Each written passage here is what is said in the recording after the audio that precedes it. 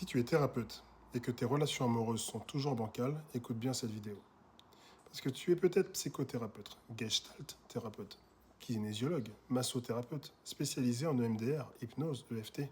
Tu pratiques la méditation, le yoga, la respiration. Tu as fait des constellations familiales, des retraites, des protocoles extrêmement poussés, bref.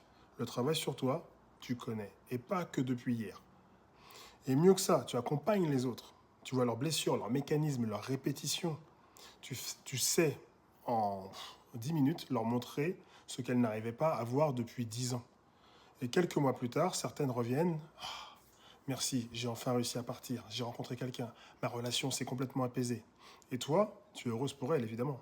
Mais une fois que la porte du cabinet est fermée, il reste ta propre vie. Et là, c'est parfois moins clair. Parce que toi aussi, tu as connu des hommes indisponibles, des relations compliquées.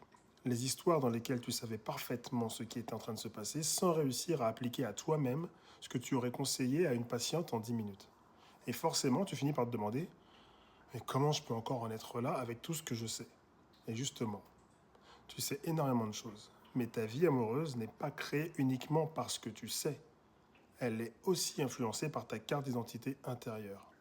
Parce qu'avant d'être thérapeute, t'es une femme, t'as ton histoire.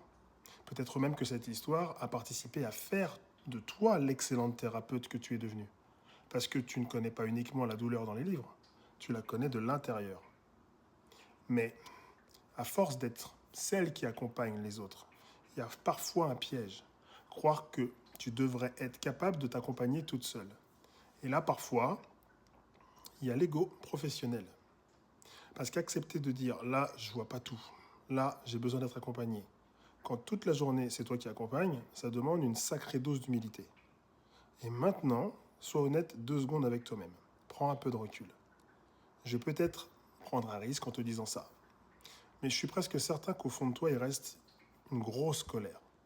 Contre ton ex, contre certains hommes, contre ce qu'on t'a fait quand tu étais plus jeune, ou voilà.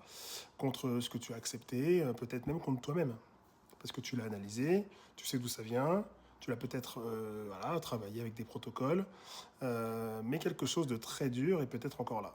Et cette colère peut être l'une des choses qui t'empêche encore d'avoir une carte d'identité intérieure qui te permet d'être à la version d'après, celle qui est vraiment libérée. Parce que tu peux te répéter, je suis pas une victime, j'ai besoin d'aucun homme. Et tu le prouves tous les jours. Tu travailles, tu gagnes ta vie, tu t'assumes financièrement, tu gères tes enfants, tu gères tes responsabilités, ta maison. Mais l'autonomie n'est pas forcément la libération. Parce que tu peux parfaitement vivre sans homme, ça, il n'y a pas de problème.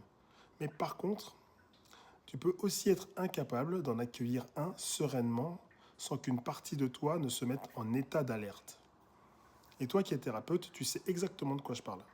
Alors peut-être que ta prochaine étape n'est pas une nouvelle formation, une nouvelle retraite, un nouveau protocole. Et je pense que tu n'as plus rien de particulier à comprendre. Par contre, peut-être qu'il y a quelque chose à transformer. Parce que tu peux garder tout ce que ton histoire t'a appris sans avoir besoin de continuer à vivre la douleur qui t'a permis de l'acquérir.